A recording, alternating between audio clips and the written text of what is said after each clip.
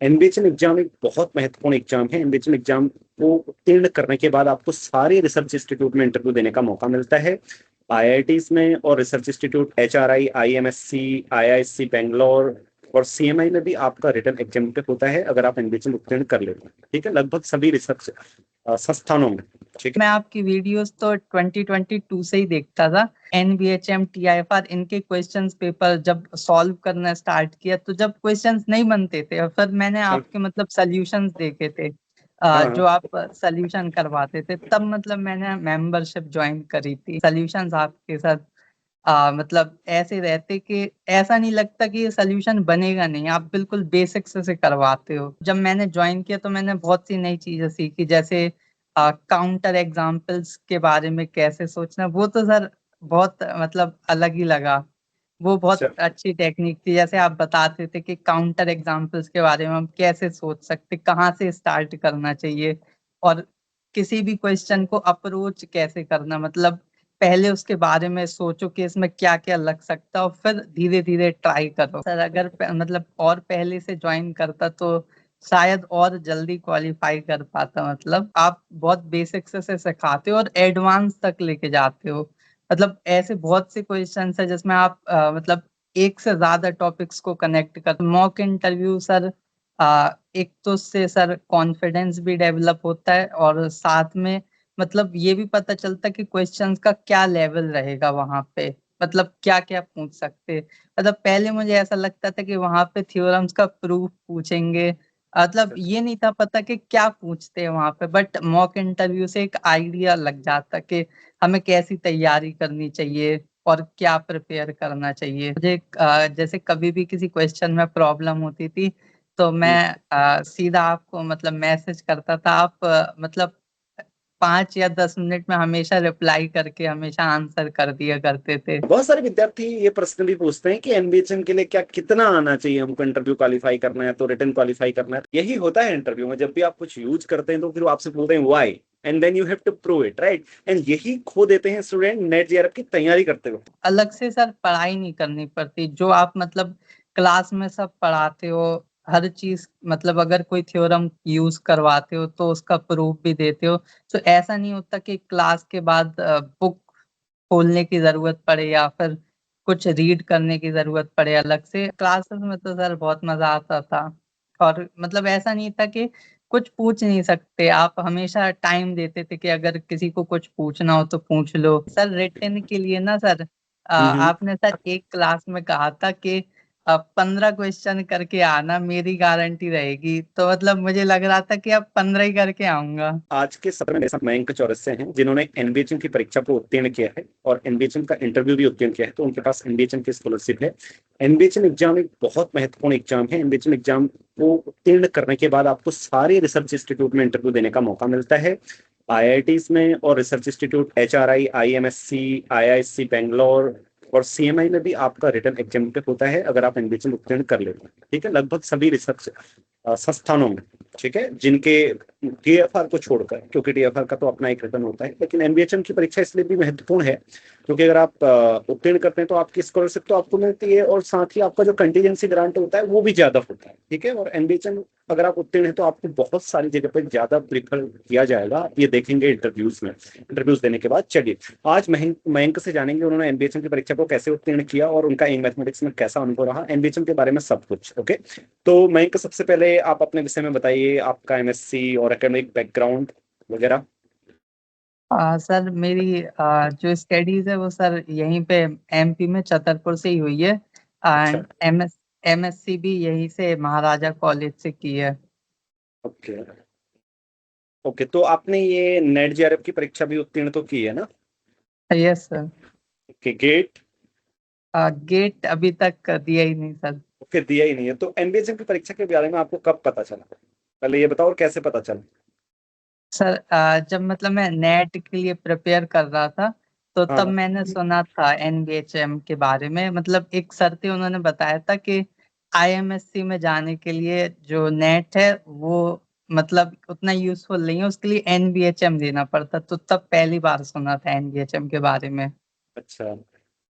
तो एनबीएचएम की फिर आपने देखा होगा परीक्षा क्वेश्चंस पेपर कैसे आ रहे हैं, तो उस समय लगा कि मुझसे होगा ये एग्जाम या नहीं लगा? क्या लगा था तब जब आपने पहले देखा था? मतलब मैं सर एनबीएचएम के जैसे प्रीवियस ईयर क्वेश्चन पेपर लगाना ट्राई करता था, तो हम्म। उसमें कुछ क्वेश्चंस तो बन जाते थे, बट कुछ ऐसे क्वेश्चंस होते थे जो मतलब बनते ही नहीं थे या समझ में नहीं आते थे। हाँ हाँ। तो फिर इसीलिए मतलब मैंने आपको ज्वाइन किया था, मतलब मेंबरशिप ज्वाइन करी थी। ओके, तो आपको ये मतलब क्या कॉन्फिडेंस था एनबीएचएम के एग्जाम को देखकर कि ये मुझसे हो पाएगा नहीं हो पाएगा? क्या सोचते थे आप एनबीएचएम को एग्जाम को लेकर? क्योंकि बहुत सारे विद्यार्थी पहले विश्वस्त नहीं होते कि इस परीक्षा को हम उत्तीर्ण कर पाएंगे। मैंने काफी विद्यार्थियों में ये देखा है जो एनबीएचएम की परीक्षा को उत्तीर्ण करते हैं, लेकिन अच्छी मेहनत करने के बाद, अच्छा प्रॉब्लम प्रैक्टिस या अच्छी सीखने के बाद वो कर पाते हैं। तो आपका क्या लगता था, एनबीएचएम की परीक्षा के बारे में क्या दृष्टिकोण था? मतलब ऐसा लगता तो था कि हो जाएगा, पर उसमें जो टफ क्वेश्चंस रहते थे वो देख के थोड़ा सा लगता था कि डिफिकल्ट एग्जाम है। पर जैसे आपने बताया था कि अ, हर ईयर में मतलब ऐसे क्वेश्चंस हमेशा होंगे जो हमसे बनेंगे, और जिनको सॉल्व करके हम क्वालिफाई कर सकते हैं। ऐसा नहीं है कि क्वालिफाई नहीं किया जा सकता एग्जाम। ओके, तो आप एंग मैथमेटिक्स को कब से फॉलो कर रहे हैं? हाँ सर, मतलब मैं आपकी वीडियोस तो 2022 से ही देखता था। अच्छा, आप जब यस सर। 2022 से? हाँ मतलब जब मैं नेट के लिए प्रिपेयर कर रहा था तो मैं यूट्यूब बस देखता था। बट अच्छा। जब मैंने लाइक एनबीएचएम टीआईएफआर इनके क्वेश्चंस पेपर जब सॉल्व करना स्टार्ट किया, तो जब क्वेश्चंस नहीं बनते थे और फिर मैंने हाँ आपके मतलब सॉल्यूशंस देखे थे, हाँ। जो आप सॉल्यूशन करवाते थे, तब मतलब मैंने मेंबरशिप ज्वाइन करी थी। और फिर तो मतलब उसमें तो अलग ही है सर, सॉल्यूशंस आपके साथ मतलब ऐसे रहते कि ऐसा नहीं लगता कि ये सोल्यूशन बनेगा नहीं, आप बिल्कुल बेसिक से करवाते हो। तो आपकी प्रॉब्लम सॉल्विंग स्किल डेवलप हुई उससे? हाँ यस सर, बहुत ज्यादा सर। तो विद्यार्थियों, मेंबरशिप के संबंध में मैं आपको बता दूं, मेंबरशिप में आप यूट्यूब मेंबरशिप ज्वाइन कर सकते हैं हमारी, जो 179 और 239 की होती है, और बहुत सारी वीडियोस का फायदा ले सकते हो। इसमें आपको एनबीएचएम, टीएफआर और नेट के सभी प्रश्नों का हल देखने को मिलेगा, और आप वहां से बहुत कुछ सीख सकते हैं। तो फिर आपको एंग मैथमेटिक्स के बारे में कैसे पता लगा कि मतलब आप ज्वाइन भी कर सकते हैं मुझे और एनबीएचएम परीक्षा की तैयारी कर सकते हैं, और फिर आपने कब ज्वाइन किया? सर मैंने मतलब इसी बार ज्वाइन किया था आपकी मतलब एनबीएचएम क्रैश कोर्स को, हाँ। क्योंकि मुझे लगता था कि कुछ ऐसी चीजें हैं जो अभी नहीं बनती। जैसे आपने मतलब जब मैंने ज्वाइन किया तो मैंने बहुत सी नई चीजें सीखी, जैसे काउंटर एग्जाम्पल्स के बारे में कैसे सोचना, वो तो सर बहुत मतलब अलग ही लगा। वो बहुत अच्छा। अच्छी टेक्निक थी। जैसे आप बताते थे कि काउंटर एग्जाम्पल्स के बारे में हम कैसे सोच सकते, कहाँ से स्टार्ट करना चाहिए, और किसी भी क्वेश्चन को अप्रोच कैसे करना, मतलब पहले उसके बारे में सोचो कि इसमें क्या क्या लग सकता है और फिर धीरे धीरे ट्राई करो। ओके ओके ओके, तो अब पहले आपके दिमाग में ऐसे रहता था कि जैसे काउंटर एग्जांपल दिया मान लीजिए किसी ने भी, तो आप, स्टूडेंट तो सोचता है कि कैसे आया काउंटर एग्जांपल, राइट? तो उसका आंसर आपको मिला? यस सर, अब मतलब अब दिक्कत नहीं जाती सोचने में। ओके, तो एंग मैथमेटिक्स में कैसा आपका अनुभव रहा? आप क्या राय देंगे एंग मैथमेटिक्स के बारे में? और हाँ भी सर, स्टूडेंट जो आपको सुन रहे हैं, कि आपको कभी ये भी फील हुआ कि पहले मैं ज्वाइन कर लेता तो बहुत कुछ सीखता है ये सब कुछ? हाँ सर, अगर मतलब और पहले से ज्वाइन करता तो शायद और जल्दी क्वालिफाई कर पाता, मतलब अभी इसके पहले। पर मतलब अगर कोई ज्वाइन कर रहा आपको, तो आप बहुत बेसिक से सिखाते हो और एडवांस तक लेके जाते हो।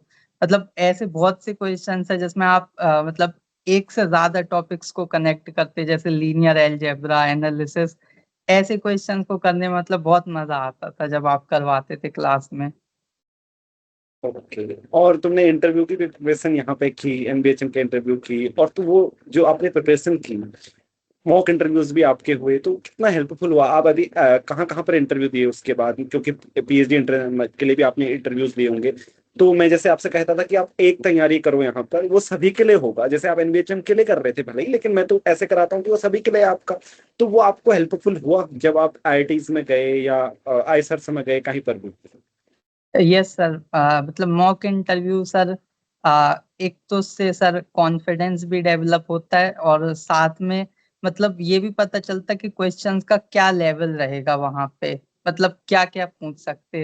मतलब पहले मुझे ऐसा लगता था कि वहां पे थ्योरम्स का प्रूफ पूछेंगे, मतलब ये नहीं था पता कि क्या पूछते हैं वहां पे, बट मॉक इंटरव्यू से एक आइडिया लग जाता कि हमें कैसी तैयारी करनी चाहिए और क्या प्रिपेयर करना चाहिए। तो स्टूडेंट्स, आपके लिए एक इन्फॉर्मेशन, अगर आप भी एनबीएचएम की तैयारी करना चाहते हैं, सीएसआर नेट, गेट या इंटरव्यू की प्रिपरेशन एक साथ करना चाहते हैं, अलग अलग से नहीं, तो उसके लिए आप इंटीग्रेटेड कोर्स हमारा ज्वाइन कर सकते हैं, जिसमें आप सिर्फ एक बार सीखेंगे और वो आपके लिए सभी के लिए हेल्पफुल होगा। क्योंकि नेट की परीक्षा तो मयंका आपने कब उत्तीर्ण कर ली थी, नेट सर जेआरएफ? नेट की दिसंबर 2024 में। हाँ, तो फिर उसके बाद आपको ये फील होता था कि अभी इंटरव्यूज के लिए और प्रिपेयर करने की आवश्यकता है? हाँ यस सर, क्योंकि नेट हम्म, मतलब नेट जेआरएफ के एग्जाम्स के लिए हमें ऐसे प्रूफ्स पढ़ने की जरूरत नहीं होती, हम्म, उसमें वहां पे रिजल्ट्स बस से काम चल जाता, पर इंटरव्यूज में हमें मतलब हर डिटेल को सीखना पड़ता कि इसके पीछे का लॉजिक क्या है, हाँ, क्योंकि वहाँ सब सब कुछ कुछ पूछते हैं। राइट। तो इसीलिए मैं सभी स्टूडेंट को राय देना चाहता हूँ, आपका समय भी बचेगा, क्योंकि बहुत सारे विद्यार्थी पहले केवल नेट जेआरएफ की परीक्षा उत्तीर्ण करना चाहते हैं, उसके बाद इंटरव्यू की प्रिपरेशन करेंगे, ऐसा सोचते हैं। ऐसा नहीं सोचना चाहिए, क्योंकि इसमें आपका ज्यादा टाइम लगता है। पहले आप रिजल्ट रिजल्ट सीखेंगे और बाद में आपको पता चलेगा नहीं, ऐसे नहीं, ऐसा सीखना था। एक तो पहली प्रॉब्लम वो है, क्योंकि आपको फिर बाद में चलेगा कि ये तो चैलेंज है, क्योंकि अभी हमें ऐसे सीखना पड़ेगा। तो पहले से आप एमएससी में हैं या एमएससी आप पास कर लिए हैं, तो आप इस तरीके से सीखें कि इंटरव्यू की भी तैयारी हो रही है, रिटर्न की भी तैयारी हो रही है, एनडीएचएम की भी तैयारी हो रही है, सारी तैयारियां हो रही है। और वो हेल्पफुल भी होगी, क्योंकि अगर आप आगे लेवल में सीखते हैं, बड़े लेवल में सीखते हैं, तो आप नेट को तो आसानी से कर ही पाएंगे, है ना। अगर आप इंटरव्यू की तरह सीखते हैं, तो इस तरीके से सीखने के लिए इंटीग्रेटेड कोर्स है इन मैथमेटिक्स का, और इसको किसी भी पॉइंट से ज्वाइन कर सकते हैं। ऐसा नहीं है कि वो किस दिन से स्टार्ट हो रहा है, ऐसा नहीं है, क्योंकि मैं इंडिविजुअली गाइड करता हूँ स्टूडेंट को, हर उनको जो भी वो पूछते हैं उनको बताता हूँ। तो इसके बारे में मैं इनसे भी मैं पूछूंगा। तो आप लोग किसी भी समय ज्वाइन कर सकते हैं, उसका कोई स्पेसिफिक टाइम नहीं है कि किस दिन स्टार्ट होगा, ठीक है। तो मैं आपने आपको सपोर्ट कैसा लगा मेरा? आप कभी भी मुझसे कुछ पूछते थे इंडिविजुअल, जो अलग से मैंने आपको मतलब आपको बताता था जो आपकी समस्या है, उसके बारे में आप क्या कहेंगे? हाँ यस सर, मतलब मुझे जैसे कभी भी किसी क्वेश्चन में प्रॉब्लम होती थी तो मैं हम्म, सीधा आपको मतलब मैसेज करता था, आप मतलब 5 या 10 मिनट में हमेशा रिप्लाई करके हमेशा आंसर कर दिया करते थे। तो वो अच्छा लगा आपको? हाँ सर, मतलब बहुत हेल्पफुल सारी लगा। आपकी प्रॉब्लम सॉल्व हो रही हैं, जो भी आप पूछ रहे हैं, मैं हिंट देता था आपको, है ना। हाँ सर, यस सर, मतलब कहीं रुकने की जरूरत नहीं पड़ती, जैसे कहीं पे भी प्रॉब्लम आई तो आप हमेशा सपोर्ट के लिए वहां पे रहते हो। तो और इसके अलावा एक हम एनबीएचएम इंटरव्यू के बारे में आपके बात करते हैं। एनबीएचएम की जब आपने रिटर्न तो क्वालिफाई कर लिया था, तो एनबीएचएम का इंटरव्यू के बारे में थोड़ा सा बात करते हैं। क्या आपसे इंटरव्यू में पूछा था, क्या आपकी प्रेफरेंस थी, कैसा होता है एनबीएचएम का इंटरव्यू? तो सबसे पहले बताओ कि क्या पूछते हैं, मतलब कैसे स्टार्ट होता है? मतलब पहले तो वो यही पूछते हैं कि किस सब्जेक्ट में आपको देना है, तो मैंने हाँ एलजेब्रा बोला था और मेट्रिक स्पेस, पर उन्होंने साथ में टोपोलॉजी के भी क्वेश्चंस पूछ लिए थे। Okay okay. तो मेट्रिक स्पेस माने तो फिर टोपोलॉजी आ ही गई, है ना। हाँ पूछ ही सर पर। लेते हैं। हाँ, बहुत सारे विद्यार्थी ये प्रश्न भी पूछते हैं कि एनबीएचएम के लिए क्या कितना आना चाहिए हमको, इंटरव्यू क्वालिफाई करना है तो रिटर्न क्वालिफाई करना है। तो देखो, ये एनबीएचएम का कोई स्पेसिफिक सिलेबस नहीं है।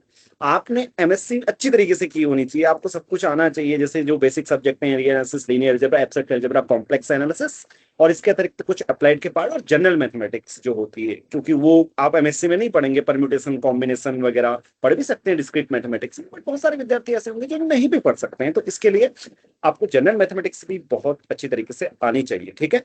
तो तब आप एनबीएचएम को उत्तीर्ण कर सकेंगे। हाँ, और इंटरव्यू में आपको कितने आने चाहिए? जैसे मयंक ने बताया कि उन्होंने मेट्रिक स्पेस और क्या कहा था? हाँ एब्स्ट्रैक्ट अलजेब्रा। एब्स्ट्रैक्ट अलजेब्रा कहा था। तो आप भले ही अलजेब्रा भी कहें कभी, तो आप एक्सपेक्ट कर सकते हैं कि रियल एनालिसिस के बेसिक क्वेश्चंस आपसे पूछे जा सकते हैं। तो इसलिए एनबीएचएम की अगर आप प्रिपरेशन करते हैं, तो इतना तो आपको कह सकता हूं कि आपके सारे एग्जाम की तैयारियां हो जाएंगी, नेट जेआरएफ हो, फिर गेट हो, या फिर अन्य कोई परीक्षाएं हो, टीएफआर वगैरह। तो एनबीएचएम की परीक्षा की तैयारी करना ही मुझे लगता है कि सर्वश्रेष्ठ है, अगर आप रिसर्च इंस्टीट्यूट में जाना चाहते हैं। तो ठीक है। जब आपने अपने प्रीफर्ड सब्जेक्ट बताए, तो कुछ क्वेश्चंस बताइए, उन्होंने क्या पूछा आपसे?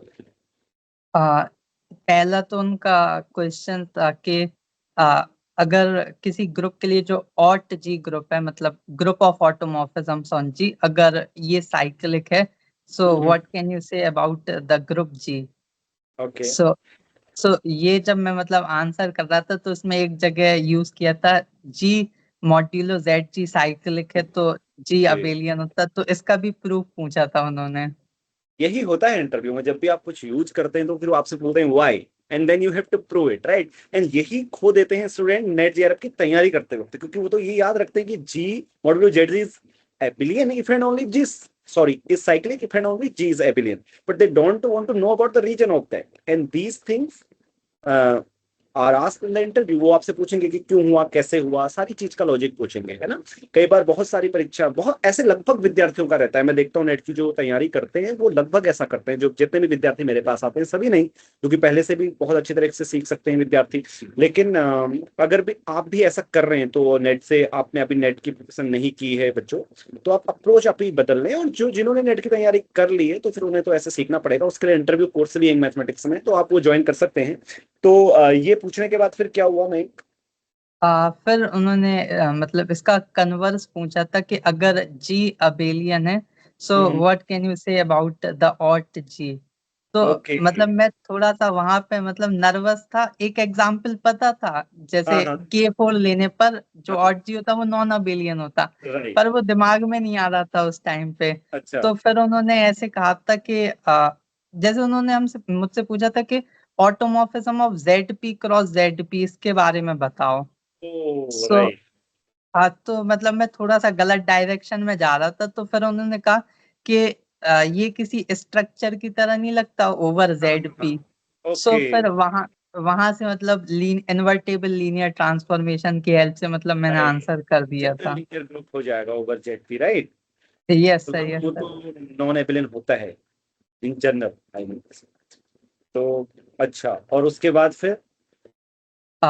और शायद और फिर एनालिसिस से उन्होंने क्वेश्चन पूछे थे, जैसे इक्विवेलेंट नॉर्म्स क्या होती हैं, ओके। एंड और उन्होंने जैसे R2 पे दो नॉर्म्स डिफाइन करी थी, हाँ। एक टैक्सी कैब और एक यूजुअल नॉर्म। सो उन्होंने कहा था prove that they are equivalent, मतलब इक्विवेलेंट प्रूफ करके बताओ।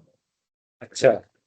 हाँ, और फिर वो ओडी से भी मतलब क्वेश्चन पूछ रहे थे, पर मैंने उनसे कह दिया था कि ओडी मतलब मुझसे अभी नहीं बनती उतनी अच्छी। अच्छा, आपने क्या कहा था, मतलब एग्जैक्ट क्या कहा था। मतलब वो ओडी से कह रहे थे कि थोड़ा बहुत एग्जिस्टेंस एंड यूनिकनेस, तो मतलब मैंने कह दिया था कि मैंने प्रिपेयर नहीं किया अभी ओडी। ओ तो राइट, फिर और ये सही आंसर है कि यू कैन से कि मैंने नहीं पढ़ा है, कि is not a good answer, क्योंकि एमएससी में तो ओडी सारे पढ़ते हैं ना। तो हाँ, आप यस सर। कभी जो सब्जेक्ट आपको लगता है कि आपने बहुत समय से प्रिपेयर नहीं किया है, देन जस्ट से कि I have not prepared it for interview. मैं भी ऐसा समझता हूँ, क्योंकि मैं भी अक्सर इंटरव्यू में यही बोल देता था, क्योंकि पढ़ा तो हमने होता ही है ना, आई मीन ये तो झूठ होगा कि अगर हमने ओडी नहीं पढ़ी। Ordinary difference equation is a core subject in MSc, है ना। तो यस अच्छा, सर। और फिर। तो फिर उन्होंने मतलब फिर रियल एनालिसिस से पूछने लगे थे। तो हाँ। एक उन्होंने ऐसे क्वेश्चन पूछा था कि अगर हमारे पास एक सीक्वेंस ऑफ कॉन्टिन्यूअस फंक्शन है, तो मतलब एक एग्जांपल बताओ सीक्वेंस ऑफ कंटिन्यूअस फंक्शन का, जो एक फंक्शन f पे कन्वर्ज कर रहा हम्म। पॉइंट वाइज, और उसके पास मतलब 2 पॉइंट पर डिसकंटिन्यूटी होनी चाहिए। ओ अच्छा। हाँ, तो ये मतलब बन गया था उससे। ओके ओके ओके, और फिर ये सब पूछने के बाद फिर क्या, कितनी देर चला आपका interview.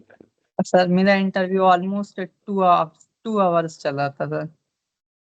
Okay, 2 hours. Yes sir. NPHM का इंटरव्यू। हाँ, मतलब ओके। मुझे सर इतनी उम्मीद नहीं थी कि इतना चलेगा। उनका मतलब सडनली कॉल आया था। हाँ। मेरा जब टाइम नहीं था उस टाइम पे जब उनका कॉल आया, बट उन्होंने कहा कि अभी जिसका इंटरव्यू होना था वो अवेलेबल नहीं है, तो आप दे सकते हो क्या? आप दे सकते हो क्या? तो मैंने कहा ठीक है मैं दे दूंगा। मुझे लगा कि ज्यादा से ज्यादा 1 घंटा या आधे घंटे ही चलेगा। अब फिर हम्म। वो चलता रहा और फिर वो 2 घंटे हो गए। कब चले गए 2 घंटे पता भी नहीं चला। हाँ यस सर, पता ही नहीं चला था। ओके, इससे पीछे भी आप एनबीएचएम की परीक्षा में बैठे थे। नो सर, फर्स्ट टाइम दिया था ये। फर्स्ट टाइम दिया था और यस पास सर। भी कर दिया। अगर पहले पता होता तो बैठते। हाँ चलो सर। मान लेते हैं कि पहले बैठते, इससे पीछे 1 साल पहले बैठते तो क्या आपको लगता है क्या रिजल्ट होता? सर शायद सर नहीं हो पाता। क्यों, कारण? क्योंकि सर अभी मतलब इतने अच्छे से प्रिपेयर नहीं किया था, मतलब इसके पहले कभी मैंने। ओके ओके ओके ओके, बहुत अच्छा। तो आपसे एनवीएचएम परीक्षा के इंटरव्यू एक्सपीरियंस के बारे में जान बहुत सारे विद्यार्थियों को इससे हेल्प होगी। तो एमएससी में भी बहुत सारे विद्यार्थी हैं, तो एमएससी में ही एनवीएचएम का आप परीक्षा दे सकते हैं, तो इसके बारे में जानते हैं। तो क्या आप राय देंगे बहुत सारे स्टूडेंट को जो अभी प्रिपेयर कर रहे हैं, आपको इन मैथमेटिक्स में ओवरऑल कैसा लगा, ठीक है, उसके बारे में? और क्या आपकी राय है एनवीएचएम के लिए उन्हें ज्वाइन करने पे कितना लाभ होगा इसके संबंध में? मतलब सर बहुत बेनिफिट होगा, क्योंकि सर अ, अलग से सर पढ़ाई नहीं करनी पड़ती। जो आप मतलब क्लास में सब पढ़ाते हो, हर चीज मतलब अगर कोई थ्योरम यूज करवाते हो तो उसका प्रूफ भी देते हो। तो ऐसा नहीं होता कि क्लास के बाद बुक खोलने की जरूरत पड़े या फिर कुछ रीड करने की जरूरत पड़े अलग से। और अगर कुछ होता है तो आप पहले ही बता देते हो कि इस बुक में ये पढ़ लेना। मतलब अगर किसी अगले दिन जैसे कोई क्वेश्चन करवाना तो आप पहले से बता के आते कि ये पढ़ के आना, इसमें यूज करेंगे इस क्वेश्चन में। तो सर ये ओके हेल्पफुल रहता है।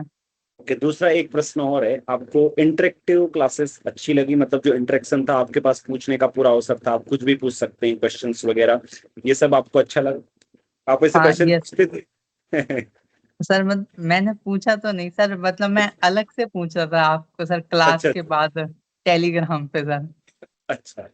तो और सारे लोग तो पूछते थे, मतलब वो ठीक था? इंटरेक्टिव क्लासेस आपको अच्छी लगी? मतलब हाँ क्योंकि यस बहुत सर। सारे बच्चों का क्वेश्चन होता है ज्वाइन करने से पहले कि क्लासेस कैसे होंगी, हम इंस्ट्रक्टर से कुछ भी पूछ सकते हैं ना जब लाइव क्लासेस चल रही होंगी, इसलिए मैं आपसे क्वेश्चन पूछ रहा हूँ। तो आप जरूर बताएं। हाँ सर, उसमें क्लासेस में तो सर बहुत मजा आता था। और मतलब ऐसा नहीं था कि कुछ पूछ नहीं सकते, आप हमेशा टाइम देते थे कि अगर किसी को कुछ पूछना हो तो पूछ लो। तो सर ओवरऑल अच्छा ही रहता था सर। ये तो थोड़ा सा इंटरव्यूज के बारे में बात करते हैं, आपने कहाँ कहाँ इंटरव्यूज दिए अभी सर पीएचडी? सर HRI और आईसर भोपाल। एचआरआई में तो आपका नेम वेटिंग लिस्ट में है, राइट? तो यस सर। भोपाल में आपका कैसा अनुभव रहा? बहुत सर अच्छा था सर। अभी तो रिजल्ट डिक्लेयर नहीं हुआ है, तो आप मुझे शायद बताओ। नहीं। हाँ, अभी आपका टारगेट क्या है बता रहे थे आप मुझे? मतलब सर मेरा टारगेट ये था कि दिसंबर में देना है इंटरव्यूज। मतलब ओके। मुझे ऐसी उम्मीद नहीं थी कि NBHM हो जाएगा। अच्छा, ये उम्मीद ही नहीं थी? नहीं सर, मतलब मुझे तो ये उम्मीद नहीं थी कि रिटर्न भी हो जाएगा। अच्छा, फिर तो इंटरव्यू भी हो गया। हाँ ये सर, फिर धीरे धीरे होता गया सर, फिर इंटरव्यू भी हो गया। अच्छा, तो आपने सोचा था कि दिसंबर में सारे पीएचडी एंट्रेंसेस दूंगा? यस अगर सर। ठीक है, अभी तो एक आपका रिजल्ट बाकी रहा है, इसमें हो जाता है तो अच्छा है, अदरवाइज आप दिसंबर में देंगे।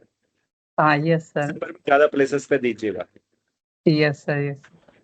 सर ठीक है। सर रिटर्न के लिए ना सर, हम्म। आपने सर एक क्लास में कहा था कि 15 क्वेश्चन करके आना, मेरी गारंटी रहेगी। तो मतलब मुझे लग रहा था कि अब 15 ही करके आऊंगा।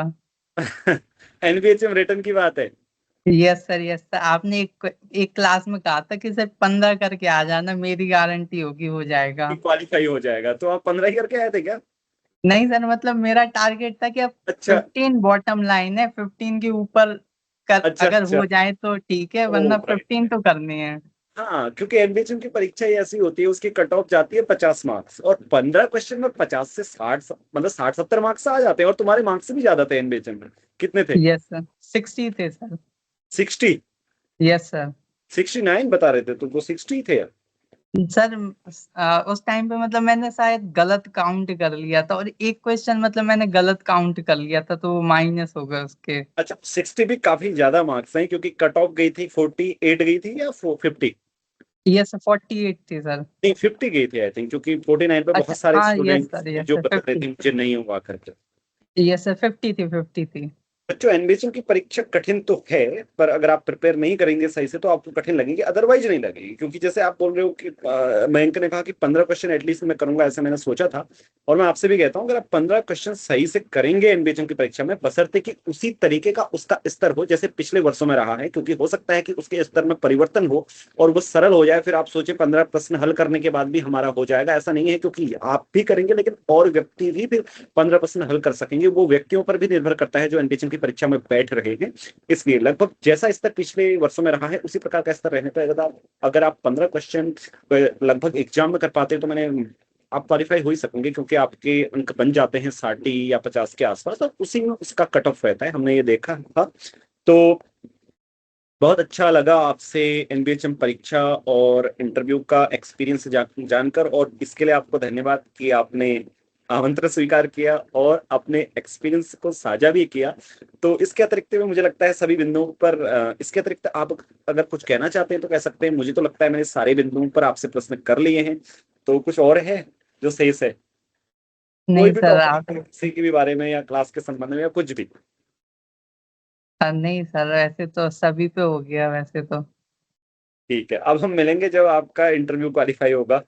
ठीक है, यस सर। किसी भी संस्थान में, और उसके अनुभव के बारे में बात करेंगे। ठीक है, तो एक दूसरे को अलविदा कहें। जाते जाते एक बात सभी विद्यार्थियों से कहूंगा फिर से, क्रैश कोर्स आने वाला है सीएसआर नेट का 1 मंथ के बाद। अगर आप लोग ज्वाइन करना चाहते हैं तो उसके रजिस्ट्रेशन मतलब 30 दिन पूर्व वो प्रारंभ हो जाएगा सीएसआर नेट की परीक्षा से। उसका रजिस्ट्रेशन करना चाहते हैं तो आप लोग इन मैथमेटिक्स में कांटेक्ट कर सकते हैं, नीचे संपर्क सूत्र फ्लैश हो रहे हैं। और उसके अतिरिक्त इंटीग्रेटेड कोर्स के संबंध में मैंने बीच में भी बात की थी, और जाते जाते बात कहूँ, अगर आप इंटीग्रेटेड कोर्स किसके लिए होता है, आपके सभी परीक्षाओं के लिए, गेट, सीएसआर नेट, एनबीएचएम के एक साथ प्रिपेयर करने के लिए होता है, उसे भी ज्वाइन कर सकते हैं, नीचे संपर्क सूत्र है। तो मैं एक बार फिर से धन्यवाद, एक दूसरे को अलविदा कहें। ठीक है।